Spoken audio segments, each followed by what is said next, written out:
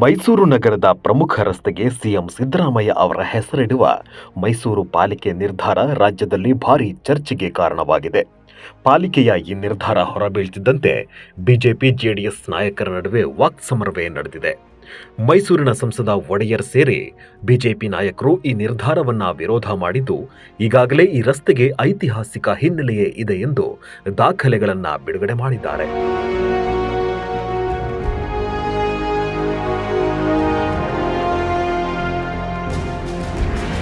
ಸದ್ಯ ಮೈಸೂರಿನ ಕೆಆರ್ಎಸ್ ರಸ್ತೆಗೆ ಸಿದ್ದರಾಮಯ್ಯ ಮಾರ್ಗ ಎಂದು ಹೆಸರಿಡಲು ಕಾಂಗ್ರೆಸ್ ನಾಯಕರು ಒತ್ತಾಯ ಮಾಡುತ್ತಿದ್ದಾರೆ.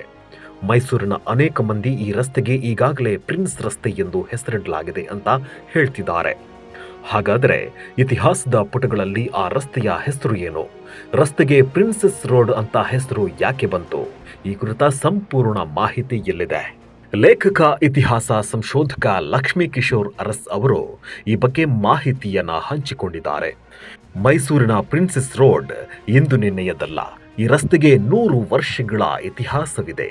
ಈ ಪ್ರಿನ್ಸೆಸ್ ಯಾರು ಎಂದರೆ, ಅವರು ಮೈಸೂರು ಮಹಾರಾಜರಾದ ನಾಲ್ವಡಿ ಕೃಷ್ಣರಾಜ ಒಡೆಯರ್ ಅವರ 2ನೇ ಸಹೋದರಿ ಕೃಷ್ಣಜಮ್ಮಣ್ಣಿ ಅವರು ಎಂದು ತಿಳಿಸಿದ್ದಾರೆ. ಆತ್ಮೀಯರೇ ನಮಸ್ಕಾರ.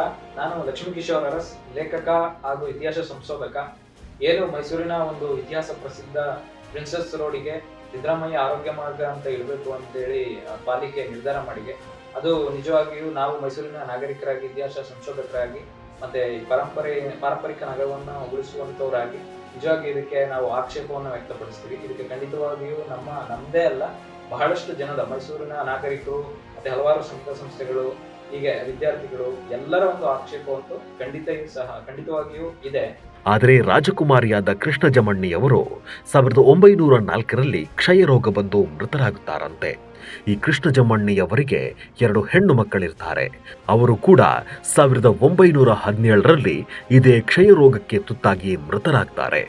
ಈ ಸಾವುಗಳನ್ನು ನೋಡಿದ ನಾಲ್ವಡಿ ಕೃಷ್ಣರಾಜ ಒಡೆಯರ್ ಅವರು ತಮ್ಮ ಮನೆಯ ಹೆಣ್ಣು ಮಕ್ಕಳಿಗೆ ಈ ರೋಗದಿಂದ ರಕ್ಷಣೆ ಇಲ್ಲದಿದ್ದರೆ ಇನ್ನು ನಮ್ಮ ರಾಜ್ಯದ ಜನಗಳ ಕಥೆ ಏನು ಎಂದು ಯೋಚನೆ ಮಾಡಿ, ನಮ್ಮ ರಾಜ್ಯದ ಜನರಿಗೆ ಈ ರೀತಿ ಅನ್ಯಾಯ ಆಗಬಾರದು ಎಂದು ಪ್ರಿನ್ಸೆಸ್ ಕೃಷ್ಣಜಮ್ಮಣ್ಣಿ ಹೆಸರಿನಲ್ಲಿ ಕ್ಷಯರೋಗ ಆಸ್ಪತ್ರೆಯನ್ನ ನಿರ್ಮಾಣ ಮಾಡಬೇಕು ಎಂದು ನಿರ್ಧಾರ ಮಾಡ್ತಾರೆ. ಅದರ ಇತಿಹಾಸವನ್ನ ಒಂದ್ಸರಿ ನೋಡೋಣ. ಯಾಕೆಂದ್ರೆ ಪ್ರಿನ್ಸೆಸ್ ರೋಡ್ಗೆ ಸುಮಾರು 100 ವರ್ಷಗಳ ಇತಿಹಾಸ ಇದೆ.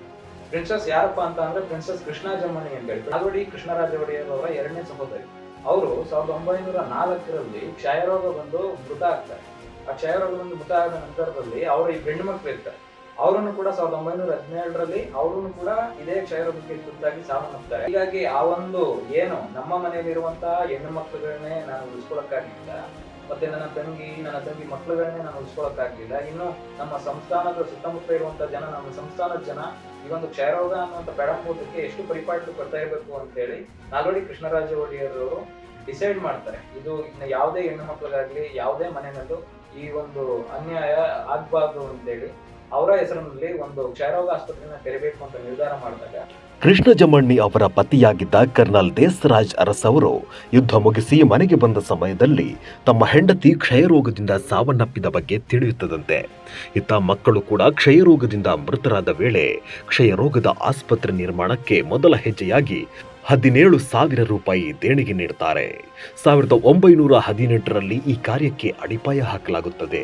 ಇದರೊಂದಿಗೆ ದಕ್ಷಿಣ ಭಾರತದಲ್ಲಿ ಪ್ರಥಮವಾಗಿ ಮೈಸೂರಿನ ಬೆಳಗೋಳದಲ್ಲಿ ಮೊದಲ ಕ್ಷಯರೋಗ ಆಸ್ಪತ್ರೆಯನ್ನ ನಿರ್ಮಾಣ ಮಾಡಲಾಗುತ್ತೆ.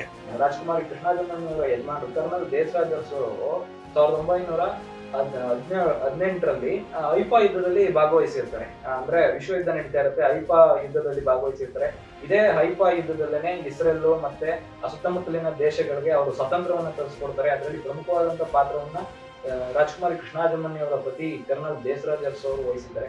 ಅವರು ಬಂದಂತ ನಂತರದಲ್ಲಿ ನನ್ನ ಪತಿ, ನನ್ನ ಮಕ್ಕಳುಗಳೆಲ್ಲ ಕ್ಷಯರೋಗಕ್ಕೆ ತುತ್ತಾಗಿ ಸುತ್ತೋಗ್ಬಿಟ್ರು, ನಾನು ಅವ್ರನ್ನೇನು ಬದುಕಿಸ್ಕೊಳಕ್ಕಾಗ್ಲಿಲ್ಲ, ಈ ರೀತಿ ಬೇರೆ ಯಾರಿಗೂ ಆಗ್ಬಾರ್ದು ಅಂತ ಹೇಳಿ ಸುಮಾರು 75,000 ರೂಪಾಯಿಗಳಷ್ಟು ದೇಣಿಗೆಯನ್ನ ನೀಡಿ ಈ ಒಂದು ಅಭಿವೃದ್ಧಿ ಕಾರ್ಯಕ್ಕೆ ಫೌಂಡೇಶನ್ ಮಾಡ್ತಾರೆ. ಪ್ರಿನ್ಸೆಸ್ ಕೃಷ್ಣಜಮ್ಮಣ್ಣಿ ಮತ್ತೆ ಕರ್ನಲ್ ದೇಸರಾಜ್ ಅರಸ್ ಅವರು. ಇದು ಒಂದು ರೀತಿ ಭಾವನಾತ್ಮಕ ಸಂಬಂಧ. ನಿಜವಾಗ್ಲೂ ರೋಡ್ಗೆ ಯಾಕೆ ಈ ರೀತಿ ಹೆಸರಿದೆ? 1926ರಲ್ಲೇ ಇದಕ್ಕೆ ಪ್ರಿನ್ಸೆಸ್ ರೋಡ್ ಅಂತ ನಾಮಕರಣ ಮಾಡ್ತಾರೆ. ಕೆಲವರು ಹೇಳ್ತಾರೆ ಪ್ರಿನ್ಸೆಸ್ ರೋಡ್ ಅಂತ ಎಲ್ಲಿ ಅಧಿಕೃತವಾದಂತ ದಾಖಲೆ ಇಲ್ಲ, ಅದಕ್ಕೆ ಯಾವ್ದು ಇಲ್ಲ ಅಂತ. ನೋಡಿ, ಇಲ್ಲಿ ಪ್ರಿನ್ಸೆಸ್ ಕೃಷ್ಣಜಮ್ಮಣ್ಣಿ ಸ್ಯಾನಿಟೋರಿಯಂಗೆ 1918ರಲ್ಲಿ ಮಹಾರಾಜ ನಾಲ್ವಡಿ ಕೃಷ್ಣರಾಜ ಒಡೆಯರ್ ಅವರು ಮತ್ತೆ ವಾಣಿವಿಲಾಸ ಕೆಂಪಾನಂಜಮಣ್ಣಿ ಅವರು ಫೌಂಡೇಶನ್ ನ ಇದು ಮಾಡಿರುವಂತದ್ದು.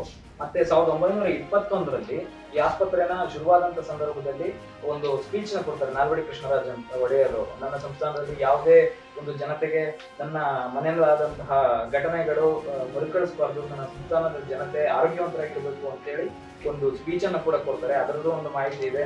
ಮತ್ತೆ ಇದೇ ನೋಡಿ, ಇವರೇ ಪ್ರಿನ್ಸೆಸ್ ಕೃಷ್ಣಾಜಮ್ಮಣ್ಣಿ ಮತ್ತೆ ಅವರ ಪತಿ ಕರ್ನಲ್ ದೇಸರಾಜ್ ಅರಸು ಅವರು. ಈ ಎಲ್ಲ ಭಾವನಾತ್ಮಕ ನಂಟುಗಳನ್ನು ಬೆಸೆದ ಈ ರಸ್ತೆಗೆ 1926ರಲ್ಲಿ ಪ್ರಿನ್ಸೆಸ್ ರಸ್ತೆ ಎಂದು ಹೆಸರಿಡಲಾಗಿದೆ. ಪಾಲಿಕೆಯಿಂದ ಕೂಡ ಈ ರಸ್ತೆಯನ್ನ ಪ್ರಿನ್ಸೆಸ್ ರಸ್ತೆ ಎಂದೇ ಕರೆಯುತ್ತಾರೆ. ಈ ರಸ್ತೆಯಲ್ಲಿ ಇರುವ ಸರ್ಕಾರಿ ಕಚೇರಿಗಳ ವಿಳಾಸದಲ್ಲಿ ಎಂದಿಗೂ ಕೂಡ ಪ್ರಿನ್ಸೆಸ್ ರಸ್ತೆ ಎಂದು ನಮೂದಿಸಲಾಗ್ತಿದೆ ಎಂದು ತಿಳಿಸಿದ್ದಾರೆ.